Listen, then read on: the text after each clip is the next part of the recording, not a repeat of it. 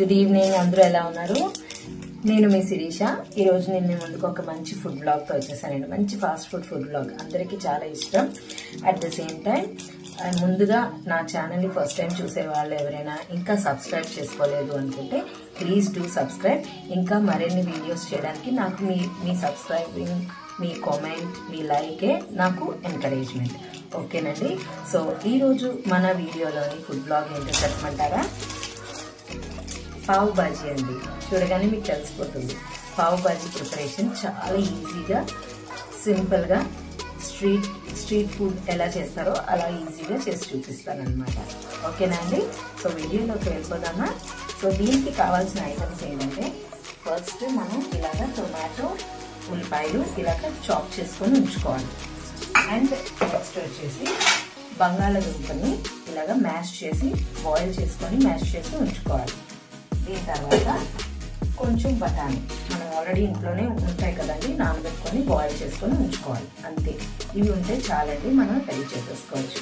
So ఈజీగా ఎలా చేయాలనేది నేను డీటెయిల్గా వీడియోలో చూపిస్తాను. లేకపోతే మా వీడియోలకి once again please subscribe my channel అండి. Thank you. ఇలాగా ఒక స్పూన్ ఆయిల్ వేసుకొని కొంచెం నెయ్యి వేసుకోవాలండి.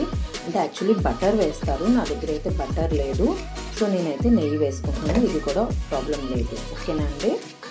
అలా వేసుకున్నాక కొంచెం జీలకర్ర వేసుకోవాలి. తర్వాత కొంచెం పచ్చిమిర్చి, మనం చాప్ చేసుకున్నాం కదండి ఆనియన్స్, కొంచెం సైడ్ ఉంచుకొని మిగతా వేసేసుకోవచ్చు. ఒక 2-3 మినిట్స్, అంటే పచ్చివాసన పోయే వరకు డీప్ ఫ్రై అవసరం లేదు. చూసారు కదా, కొంచెం ఫ్రై అయిపోయింది. దీంట్లో కొంచెం టొమాటోస్ మనం ఏవైతే రెడీ చేసుకున్నామో అదంతా ఒక 5 మినిట్స్ ఇలాగా ఫ్రై చేసుకోవాలి.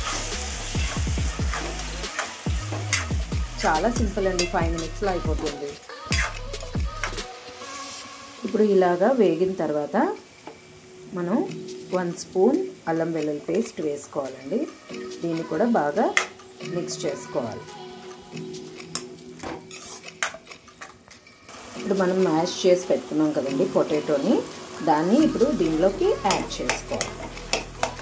దాని తర్వాత మనం ఆల్రెడీ బాయిల్ చేసి పెట్టుకున్నాం కదండి బఠానీ, దాన్ని కూడా వేసేసుకోవాలి. ఇలా వేసుకున్న తర్వాత మనం ఇలాగా మెదిపేసుకోవాలన్నమాట, మెత్తగా, ఎక్కడ లేకుండా మెత్తగా. యాక్చువల్లీ పప్పు గుత్తులా ఉంటే దాంతో అయినా చేసుకోవచ్చు, నా దగ్గర ఎక్కడో కనిపించలేదండి. సో దీంతో ఇలా మెత్తగా చేసేసుకోవాలి. కావాల్సినంత సాల్ట్ వేసేసుకోవాలి. కొంచెం కాశ్మీరీ కారం మీ కారాన్ని బట్టి వేసుకోవచ్చు. నేనైతే 1.5 స్పూన్ వేస్తున్నాను, అంటే ఆల్రెడీ చిల్లీస్ వేసాను కదండి, మళ్ళీ కారం ఎక్కువైపోతుంది. కొంచెం ధనియా పౌడర్. ఇప్పుడు మెయిన్ అండి కసూరి మేతి, ఇది లేకపోతే కర్రీకి టేస్ట్ ఉండదు. ఇది కంపల్సరీ వేయాలండి. అనుకుంటారు కసూరి మేతి లేకపోతే పర్వాలేదు అని, బట్ చాలా ఇంపార్టెంట్ అండి. ఇప్పుడు ఇంత కలిపిస్తున్నాక ఒక గ్లాస్ ఆఫ్ వాటర్తో, మనం ఎక్కువ వేసుకోకూడదు, కొంచెం వేయాలి. అంటే ఇది కొంచెం దగ్గర పడే వరకు వాటర్ కావాలి, లేదంటే అడుగు అంటేస్తుంది అన్నమాట. ఓకేనండి, చూసారా అన్నీ వేసేసాను, ఉప్పు, కారం, పసుపు అని. ఇంకొకటే మిస్ అయింది, మసాలా వేయాలి, వేసుకున్నాను. యాక్చువల్లీ పావ్ బాజీ మసాలా వేస్తారు, నా దగ్గర అయితే రెడీగా లేదండి. ఇంట్లో నేను ఆల్రెడీ రెడీ చేసి ఉంచుకుంటాను ఎప్పుడూ.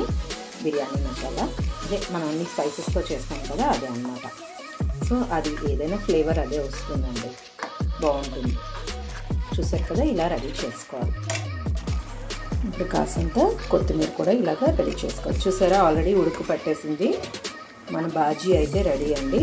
పావ్ బాజీ కదా, సో ఇది బాజీ, అదేమో బ్రెడ్ నుంచి పావ్, సో రెండు కలిసి పావ్ బాజీ. నాకైతే నోరు ఊడిపోతున్నదండి, చూద్దాం ఎలా వస్తుందో.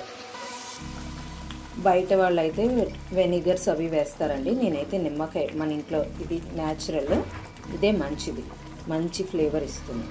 ఓకేనండి, చూసారు కదండి మన పావ్ బాజీ సెట్. దీన్ని ఇలా ఫుల్గా మనం చేసుకునే కంటే ఇలా పీసెస్ చేసుకుంటే అందరికీ సరిపోతుంది.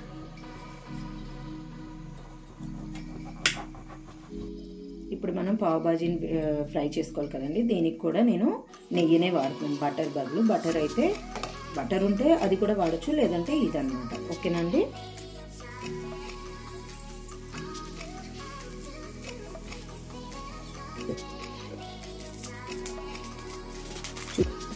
తిరుగుమూత వేసుకోవాలండి.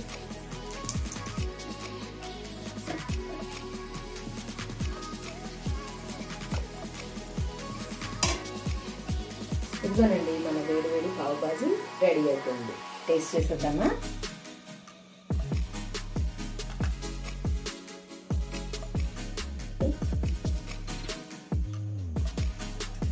యా, చాలా బాగా వచ్చిందండి, టేస్టీగా. చాలా సింపుల్గా అయిపోయింది నాకైతేను. మీరు కూడా ట్రై చేయండి. నచ్చితే please share my food blog. Thank you.